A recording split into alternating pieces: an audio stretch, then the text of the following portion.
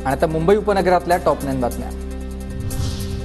मुंबई पोलिसांच्या गस्तीला अश्वबळ, मुंबई पोलीस घोड्यावरून गस्त घालताना दिसणार, घोडदळासाठी 36 कोटी रुपयांचं नियोजन।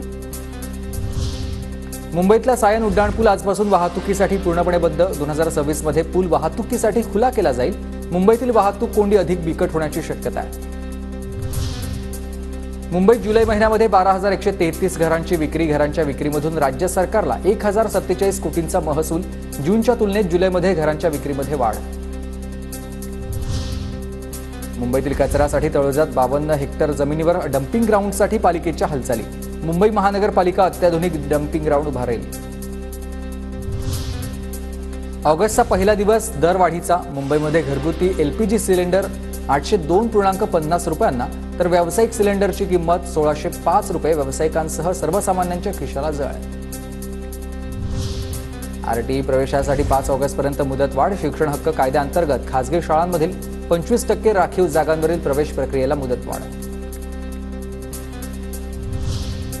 पीओपी गणेश मूर्तींचा मुद्दा पुन्हा न्यायालयात। मतं आता प्रतिज्ञापत्राद्वारे भूमिका स्पष्ट करण्याचे राज्य सरकार। एमपीसीबीला आदेश।